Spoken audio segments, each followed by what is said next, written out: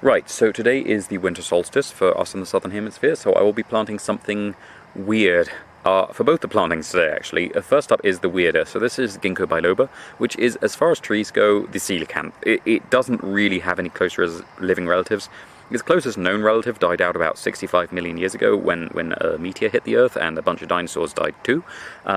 So it's a little bit out of time. It is reasonably closely related to cycads and conifers, but not closely to either. It's usually grouped with the conifers because, well, it doesn't look remotely like a cycad, but it really doesn't look like a conifer. It's got quite broad leaves. They're these sort of heart-shaped leaves. Most of them have fallen off this one because it's winter and it is very much deciduous, which again isn't typical of a conifer or a cycad. And it's just weird and wonderful and out of time. You can get an edible nut from them if you have a male and female, but I think the only ones we have available are male because the nursery I got this from propagate it themselves by cutting, and I think by the growth form of all their trees with the sort of quite steeply angled branches that they are all male. It doesn't really need any protection. That is one of the great things about these longline trees. Very often, if they've survived a mass extinction, their pests haven't. And so it doesn't really have many pests when it's healthy, just to protect it in case it does have a little bit of stress as it settles in, because this really isn't the normal climate for it. I am going to be putting a piece of Dietes iridoides next to it. This is a very toxic native iris, and this is going in next to a pond, which should hopefully humidify the air as the wind blows over the pond. And there's a few small trees coming up around which should also slow the wind because we really don't want this drying out. And we've got a massive Brachystegia immediately to the northwest, which should really protect this from getting too much sun at this time of year. Hopefully by the time the sun goes directly overhead, and this will be getting morning sun, it will be quite well settled in and it shouldn't mind that so much. It does get bright sun in its natural habitat, but again, that is quite a different latitude, so it will be coming through significantly more atmosphere to get that sun, and it will be coinciding with more regular rainfall just because of the habitat it comes from. For part 2 of today's planting, I will also be attempting to solve most of the problems with trees.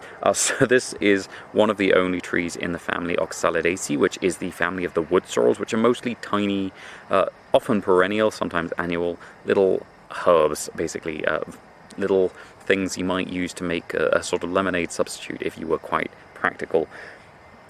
This is a tree. It's a very small tree, generally speaking. It can get sort of 4 or 5 meters high under the right conditions, but generally speaking it's not going to get that big if you want to harvest from it. This is the Carambola or starfruit. I'm not entirely sure if Carambola is also the genus name, but that will be up on the screen. And this is from a more tropical location than we are. So this is very much equatorial. Exactly where originally is unclear, because this has been domesticated around the Indian Ocean for such a long time and cultivated so widely around the Indian and parts of the Indo-Pacific that it's really hard to say where exactly it started. Although it is usually recommended for full sun, I do find that because its dislike of drying out, it is best to plant it in fairly dense shade. Nothing sort of dense evergreen conifers, but enough to keep it from getting direct sun at any time of year, really. So this is going to be going under a sycamore fig and under a bamboo clump and under a cassia. I will be pruning the cassia a little bit in the future to try and let a little bit more light down here, but while this is settling in, I will be leaving a lot of those low branches which could come off, just to make sure this is sheltered and doesn't dry out while it's still stressed and vulnerable. To aid its not drying out, we're going to be doing a little bit of planting sort of technique that we mostly use for bananas, which is we're going to be leaving a little bit of a lip around the edge of its hole, so it's going to be a lot easier to sort of mass water and creating a wider hole so that can really soak into the surrounding area and keep those roots good and wet. Into that, we're going to be starting its companion plants with one of the only aloe relatives that really wouldn't mind these sort of swampy conditions, which is the Nipophia, which is sometimes called a flaming torch. It's a swamp plant. It is related to aloes, but it is not to be grown like an aloe because it is a swamp plant.